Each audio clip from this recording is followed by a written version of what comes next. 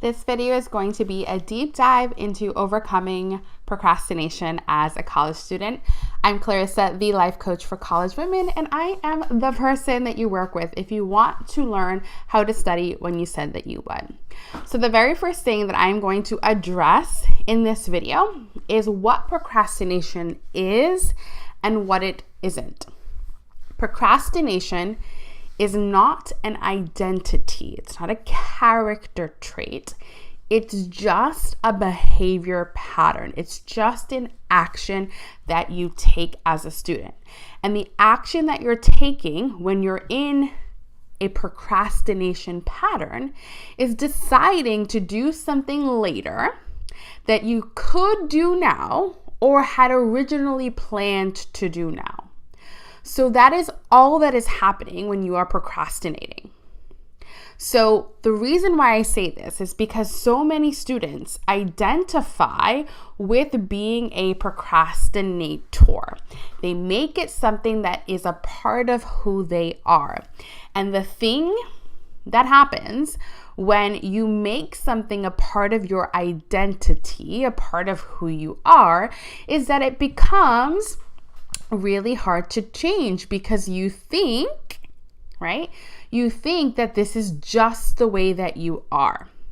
So notice how when you frame procrastination in this way, it's just an action that you're taking, and the action that you're taking is deciding to do something later that you could do now or maybe had originally planned to do now. It seems like procrastination is no longer a big deal. And that's because it's not. Every single human on this planet at some point or another makes the decision to do something later that they could have done now or that they had planned to do now. It really isn't a big deal. It's just a decision to do something later. I'm reiterating this because the reason why we think procrastination is a problem is because we think it means that there is something wrong with us.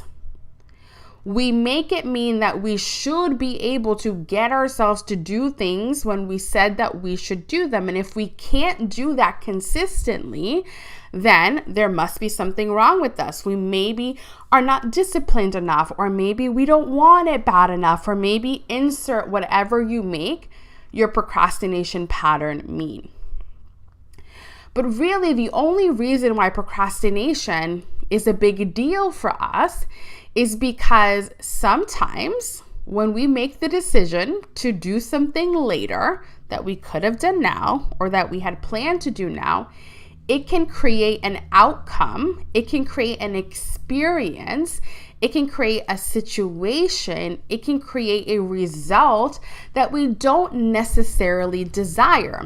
And in the realm of being a college student, that can show up as starting to get behind on your schoolwork, right? So if you continuously make the decision to do it later, it pushes back the other work that you need to do, right? It pushes back your plans. If you continuously decide to do something later, it may mean that you have less time to get it done. So now you're having to stay up all night to get it in on time if that's what you're choosing to do. You may now place yourself in a position where you're rushing through to get it done, so it's not your best work. Or you're handing in assignments late, and by default, your grade isn't where it could be if you had handed things in on time. But notice how none of these things in and of themselves are good or bad, right or wrong. They're not inherently a problem. Some people are actually fine with living their life this way. They like it that way. They prefer it. They intentionally plan for it to be that way. They enjoy working at the last minute.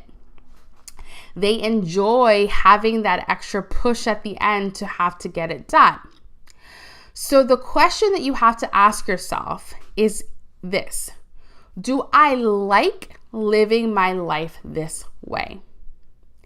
Is this the way that I prefer to go through the semester?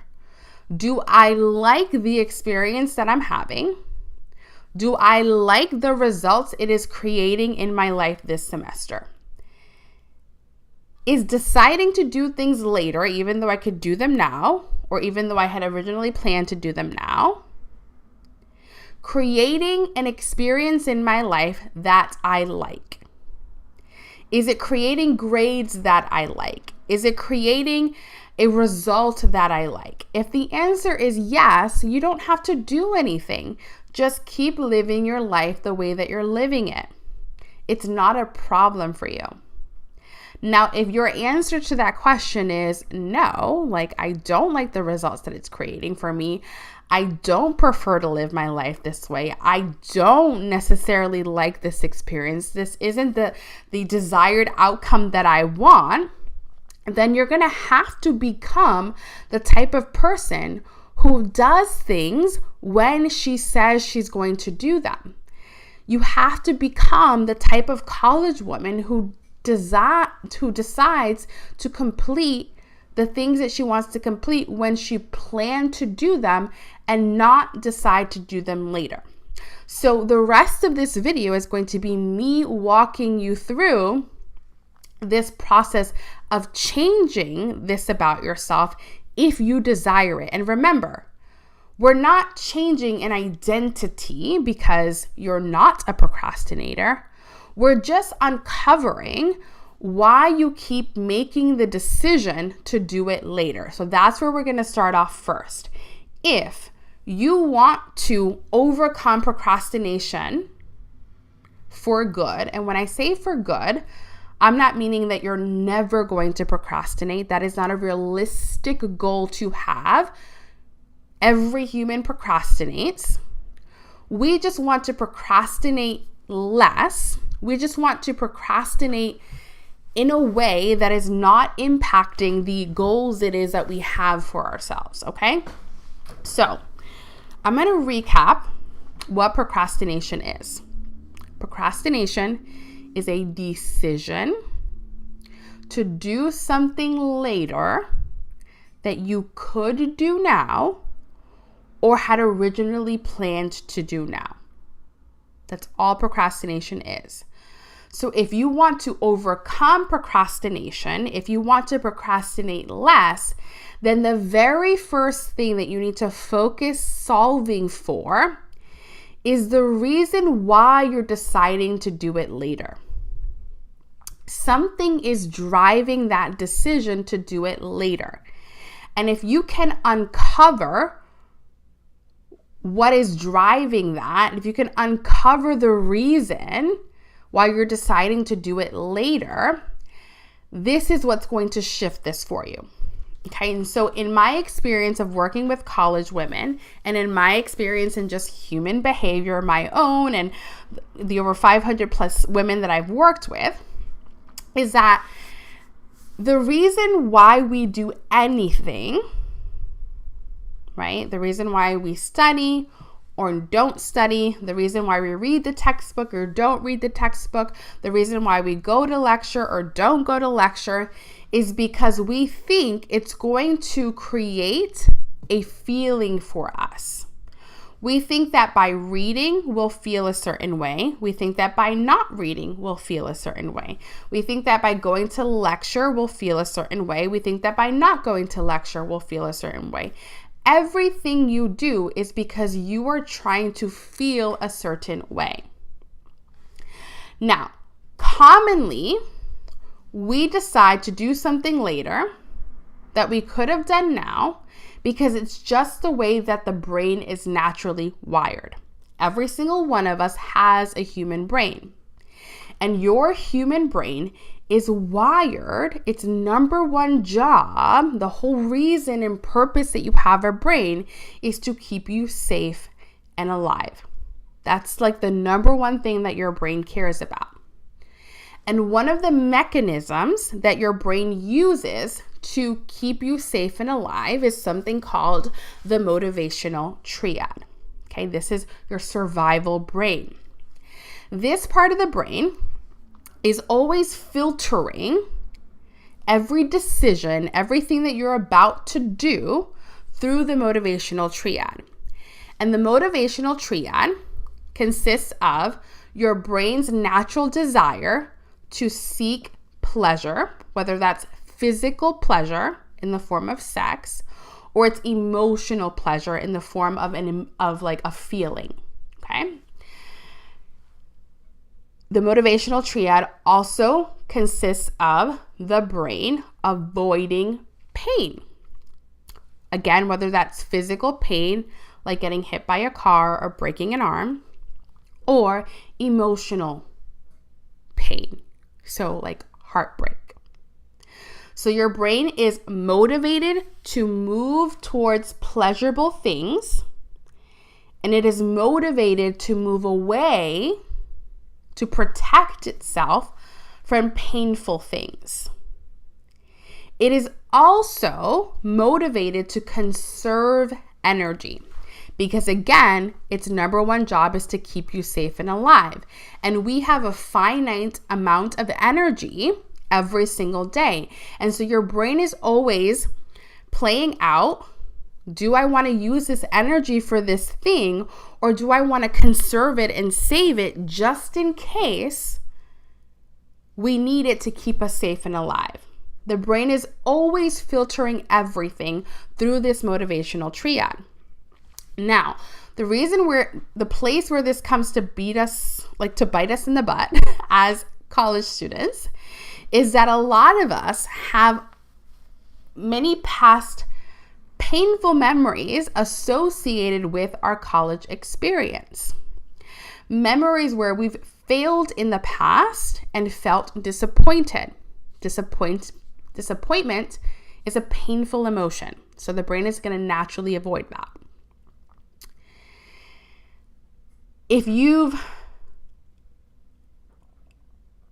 Let's say, for example, if you've gone to like a chemistry class and you had a particular experience with your professor where they said something to you and you felt embarrassed or ashamed, you are going to be less likely to go to office hours to have conversations with professors because your brain has associated those moments with a painful experience.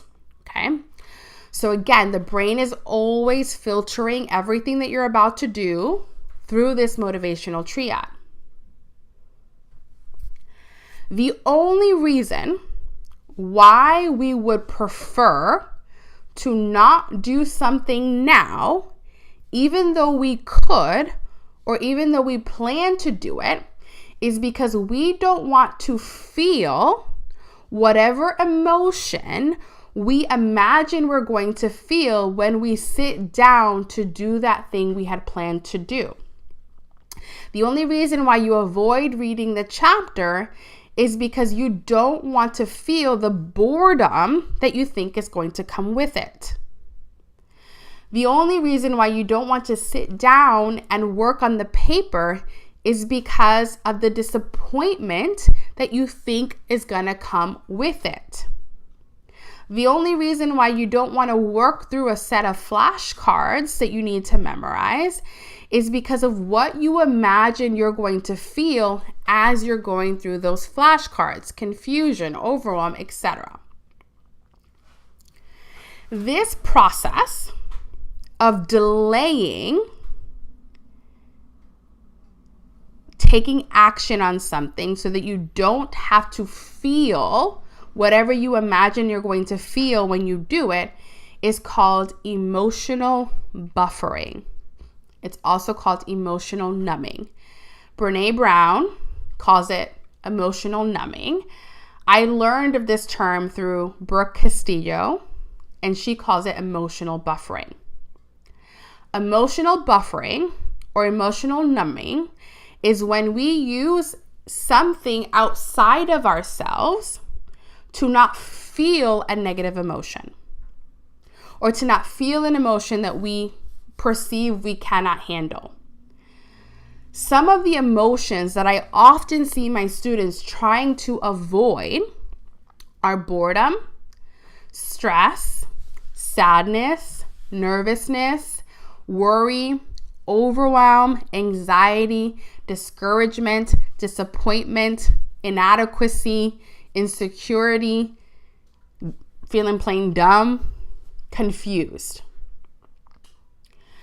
So what we do when we don't want to feel those emotions is we use something else to avoid feeling that emotion, to change the emotion that we're currently feeling, or to numb the emotion that we're currently feeling.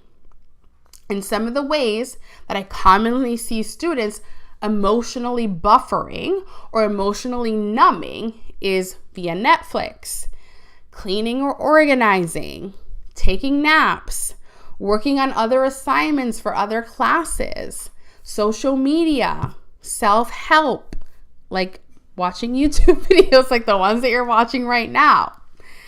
So the reason why I'm explaining this is because this is the reason why you're not studying when you said that you were going to study.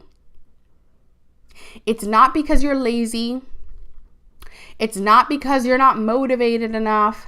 It's not because you're not disciplined enough. It's not because you're a procrastinator. It's just that in your mind, when you think of doing that assignment, when you think of sitting down to actually work through those problem sets, you imagine that process of doing those assignments and working on those things and studying is going to make you feel an emotion that you don't want to feel. And because you don't want to feel it, you go and do something else. So it's important that you understand this, because once you understand what is happening, why you're deciding to do it later, it gives you the power and the positioning to do something about it, to actually acquire the skills to handle it. Now you can clearly see what you actually have to be willing to work on and work through to take the actions that you want to take when you want to take them more often. Now, hearing me explain this, I'm imagining that the thought in your mind is, well, if the reason why I'm procrastinating is because I don't want to feel bored, or if the reason why I'm procrastinating is because I don't want to feel confused, or if the reason why I'm procrastinating is because I don't want to feel defeated, how do I avoid feeling those emotions? Like, how can I study in a way where I don't feel those emotions? What can I do? What can I think about? Like, is there something that you can tell me to do so that I don't feel those emotions? Because if I don't feel those emotions, then I don't have to worry about procrastinating. But that is not the question that you want to be asking, because it is the very act of wanting to avoid the emotion that actually causes you to procrastinate. You are procrastinating because you're trying to avoid those feelings. So what you really want to be working on is your capacity and your ability to feel and process that emotion. Because if you can learn how to handle that emotion, if you're no longer afraid of it, if you can just feel it in your body, there's nothing to run away from. There's nothing to avoid. You could just be with that emotion and it's not a problem. But it's the fact that you don't want to feel it that leads you to procrastinate. So the solution is to learn how to feel the emotion so that there's nothing to run away from. Okay. So how you know that you are emotionally buffering or emotionally numbing, right? That's the next question that I'm going to help you answer is, right? So let's say, for example, like, well, how do I know if I am using doing the dishes to emotionally buffer or to emotionally numb? How do I know if I'm using social media or texting or eating or drinking or whatever your flavor of emotional buffering and numbing is? How do I know that that's what I'm doing? How do I know that me working on my English homework versus my chemistry is me emotionally buffering or is me emotionally numbing? How you know is based off of how you feel after you do it. If you feel worse, you are probably trying to avoid an emotion. The other way you know that you're emotionally buffering is if doing that procrastination pattern, that whatever it is that you're doing instead of what you said that you were going to do, if doing that over time is leading to results, grades, outcomes, experiences that you don't prefer or that you don't desire. So if it's creating an experience for you in the semester that you feel bad about, that you're not happy with, then you are probably emotionally buffering and numbing. Or if after you do the dishes, you don't feel better, you actually feel worse that you did the dishes over working on the paper, then you know that you are probably using doing the dishes to emotionally buffer or emotionally numb. Okay? Take a sip of water. Okay, so I'm going to recap because I've been talking for a little bit now. The reason why you procrastinate, the reason why you decide to do something later is because in that moment, you don't want to feel whatever you imagine you're going to feel by doing that thing that was on your calendar. That's it. The only reason why you're putting it off is because you're trying to delay and avoid feeling whatever it was that you imagined that you were going to feel in that moment. When you were doing the reading, working on the math problems, listening to the lecture, writing the notes, going through the flashcards, whatever was on your calendar. So if you can learn how to stop emotionally buffering by instead allowing the emotion. So if you can learn to allow boredom to be experienced in your body, if you can learn to allow overwhelm to be in your body, if you can learn to allow the feeling of defeat or disappointment or anxiety or nervousness or stress without needing to do anything about it, without needing it to go away, this increases your capacity to feel the emotion. Now there's nothing to run away from because your experience looks like this. Whenever I do math, I feel dumb, and that's okay. Dumb feels like a pit in my stomach. And that sensation is allowed to be here. It's okay. But what happens with most of us, and this is the reason why we procrastinate, is that we feel boredom. We feel the dumbness. We feel that pit in our stomach. Go, I can't feel this. I can't. And then you go and you do the dishes. Because you think that you are going to be consumed by this emotion. You think that this emotion is going to overtake you. You think that this emotion is going to consume you. But all an emotion is a sensation in your body that was created by a chemical cocktail in your brain from whatever you were thinking about the assignment or the reading or the notes or the flashcards. You had a thought about your flashcards. I'm never going to learn this. Your brain interpreted that thought as a threat because you're like, I'm going to fail, whatever. And the brain doesn't like failure because it feels like death. So it lets off this chemical cocktail that creates a fight or flight response in your body. And now your body's like, danger! Do something about this. We can't feel this. We're going to die. Help!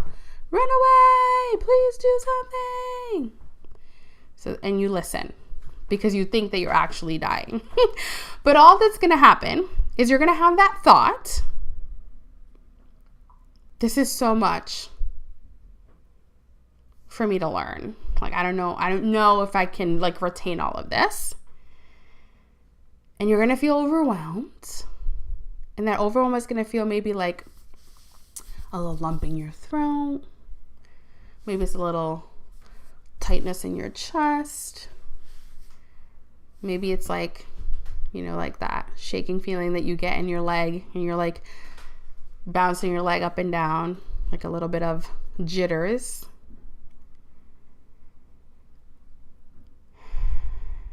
That is the extent of it.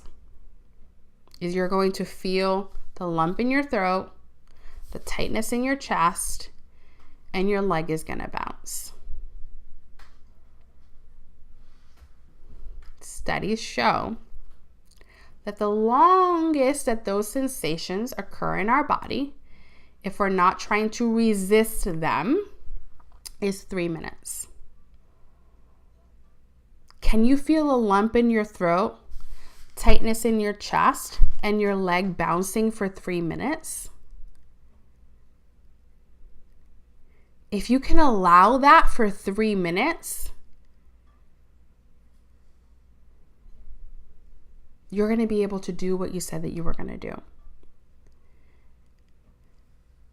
Notice how all you were trying to avoid was a lump in your throat, a little tightness in your chest, and your leg bouncing. What's so scary about that? Nothing in theory, but if you never allow yourself to experience that, your brain never gets the signal, yo, this ain't really that big a deal. You can feel that lump in your throat. You can feel that tightness in your chest. You can feel your leg bounce. It's going to be okay. Because you never allow yourself to go through that process, so your brain never gets the feedback that you survive it. If you never allow it, your brain gets to run wild with whatever it thinks is going to happen if you experience overwhelm, defeat, disappointment, or whatever. And your brain is always going to go to the place of you're going to die. Because the way that it gets you to stay alive is by telling you that everything's going to kill you. Don't do that because you're going to die. Because that's what the brain is designed to do. It's how it's wired. But that's only one part of your brain. You also have a really evolved thinking part of your brain that's called the prefrontal cortex that understands that you're not going to die from feeling overwhelmed. But this part of the brain is the newest part of your brain. Like, we're not taught how to access it on purpose all of the time. So our brain just defaults to the survival brain. So the way that you overcome procrastination is by not emotionally buffering, which is going to require you to learn how to feel an emotion. And I kind of gave you already a taste of what that process looks like, but I'm going to walk you through the actual steps right now. So how you feel an emotion is, number one, you have to identify what your procrastination patterns are. So what is the emotion that you are likely trying to avoid? What are the activities that you typically procrastinate on? right? So I want you to really list that out. Like, I always procrastinate on writing papers, or I always procrastinate on going to office hours, or I always procrastinate on going to tutoring, or I always procrastinate on like hitting play on the lecture, or I always procrastinate on getting started with my math homework. Like, I want you to make a list of all of the activities that you usually procrastinate on.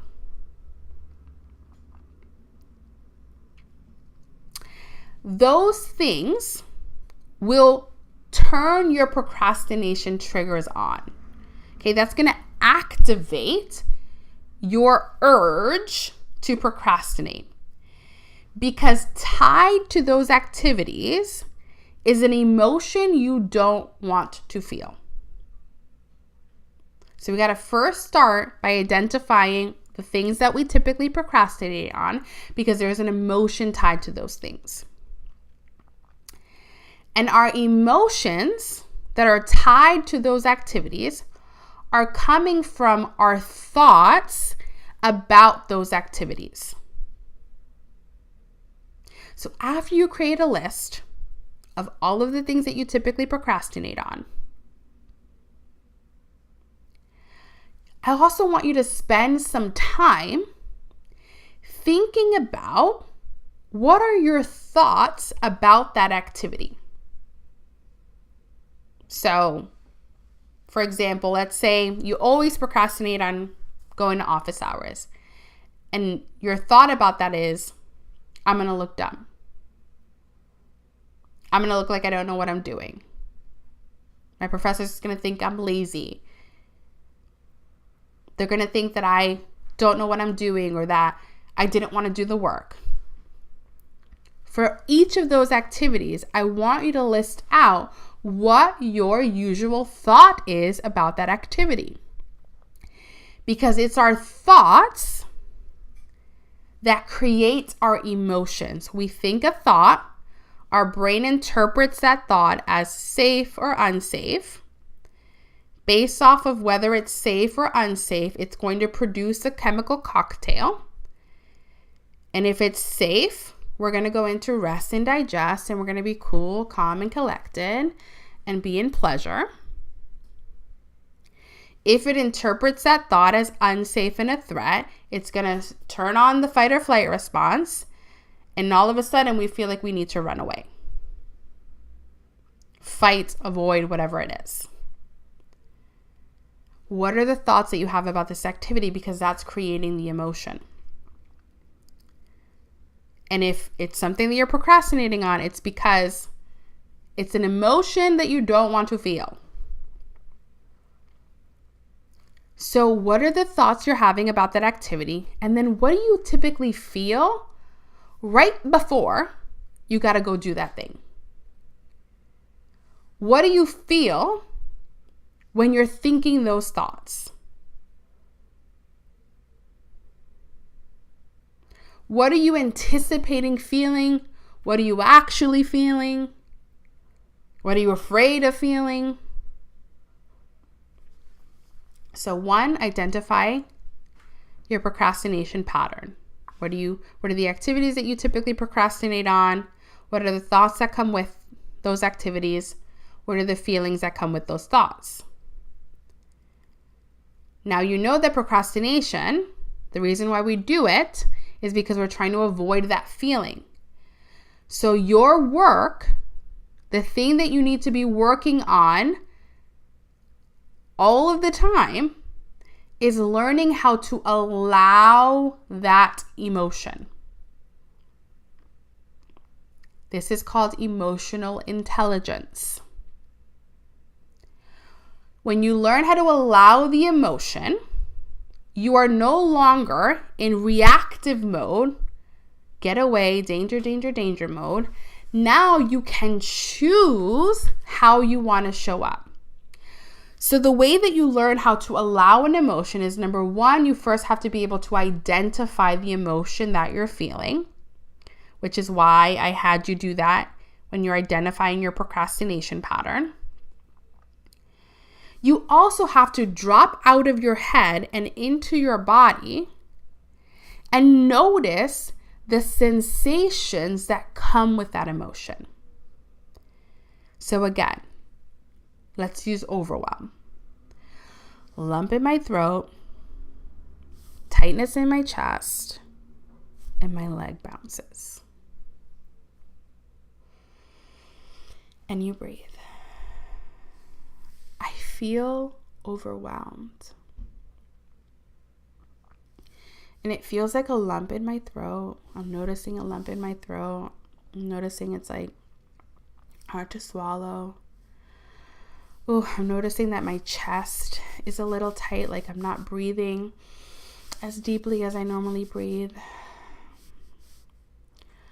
Oh, I'm noticing I'm shaking my leg. My leg is bouncing.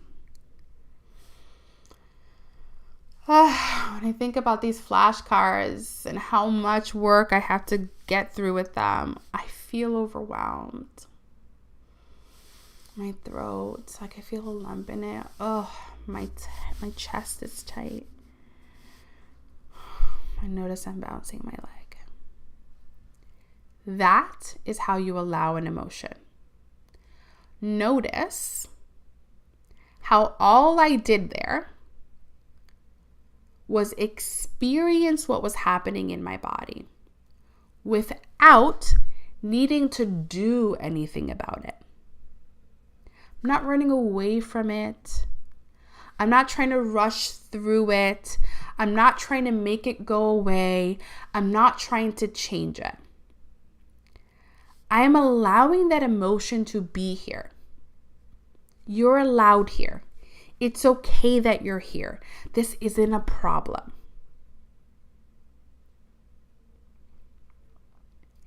This right here is how you overcome procrastination.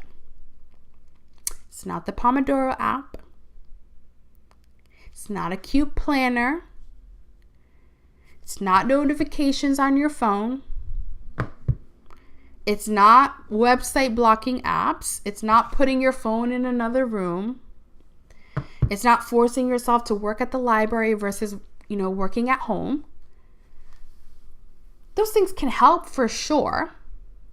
But if you want to solve procrastination at the root, because procrastination is a decision to do something later, you have to figure out why you're doing it later. And 9 times out of 10, it's because you're trying to avoid whatever you imagine you're going to feel if you do that thing. So if you can learn how to feel that emotion, there's nothing to avoid anymore. You just get to do what's on your to-do list. This work is so powerful. It is what I spend a majority of my time with the college women that I work with, helping them to learn.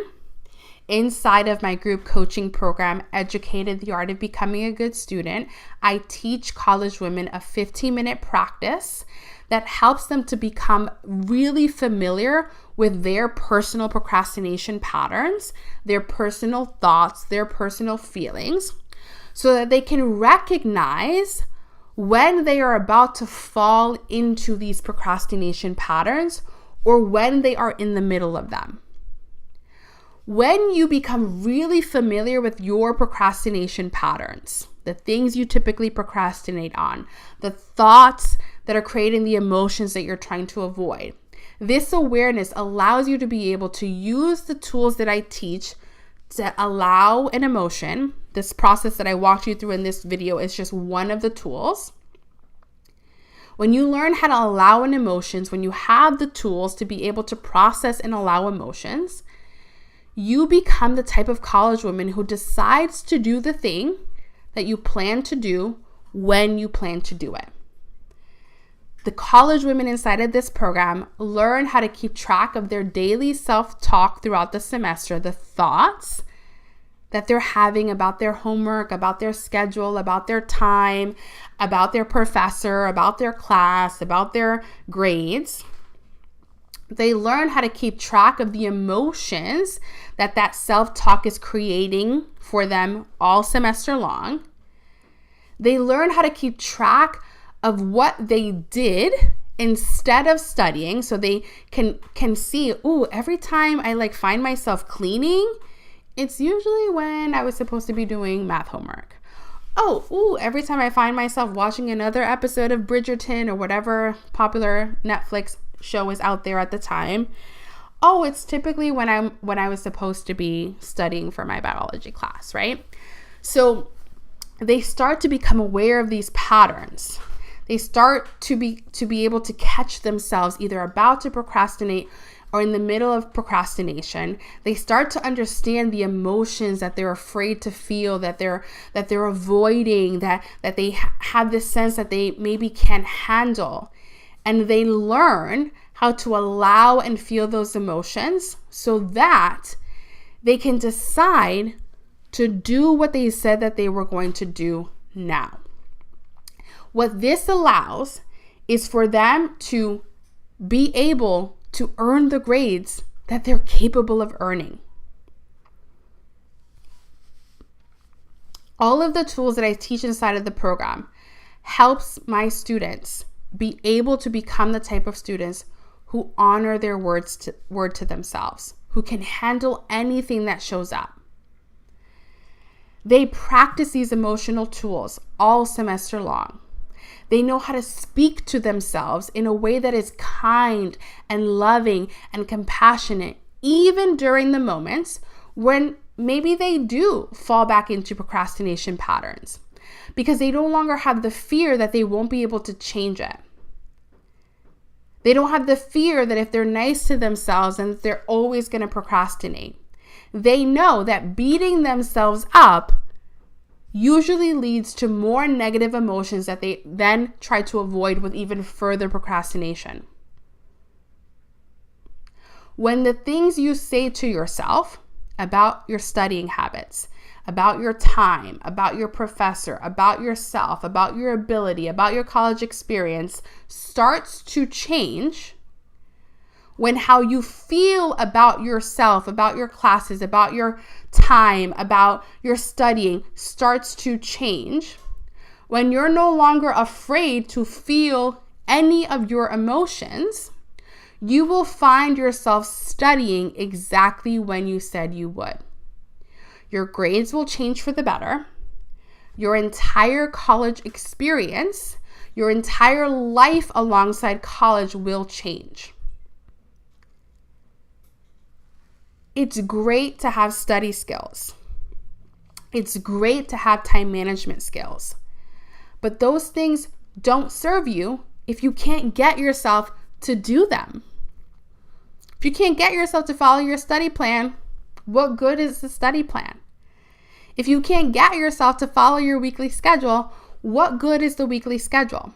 This is the reason why I tell students, succeeding in college is simple. Learn how to create an effective study plan. Learn how to create an effective, balanced weekly schedule, and learn how to stick to it.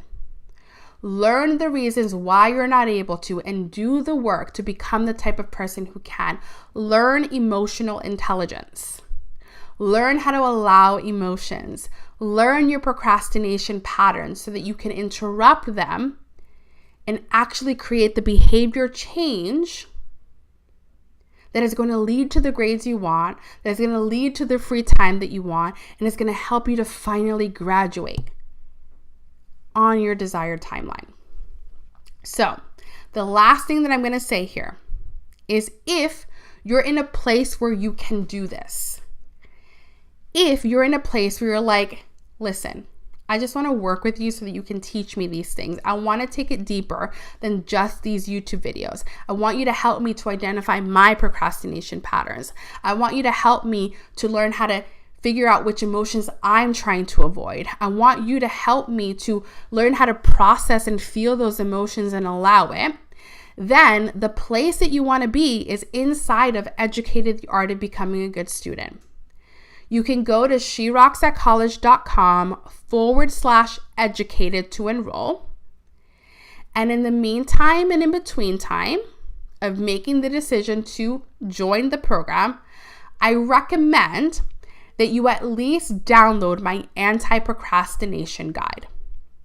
If you go to the home screen on my YouTube channel, so right where you're at right now, you look at the banner, there will be an arrow pointing to where you can download the Anti-Procrastination Guide. The Anti-Procrastination Guide is free, and it walks you through helping you to identify your procrastination pattern, building an effective study plan, and building a balanced weekly schedule. It's like the tip of the iceberg of everything that I teach and deep dive and personally help students with inside of my program, Educated the Art of Becoming a Good Student. The reason why I make these videos and the reason why I create things like the free guide is because I know that not every single student is in a place mentally, financially, emotionally, where they want to work with me so closely inside of the program. And so if that is you, you have the YouTube channel, you have the guide, but if you know that you're like, listen, I've been watching you for years. I know you know what you're talking about. You've helped so many students. I know you can help me. I'm ready. Then your next step is to roll into Educated the Art of Becoming a Good Student. That program is going to take you all the way through graduation. It's going to help you to learn how to create an effective study plan. It's going to help you to learn how to create a balanced weekly schedule. And it's going to help you to stick to it all semester long so that you can finally see what you're actually capable of grade-wise, free time-wise, and so that you can finally graduate your program or make sure that you're able to do it within the timeline that you originally planned. So that is this week's video. I will see you all next week for another weekly live stream. Thank you so much for joining me live. I seem to have lost you guys on my screen. Oh, here you are. Thank you for joining me live. To Kristen, Dariani, and Ilyas, thank you for being here with me live. I love y'all. Have a good night. Bye.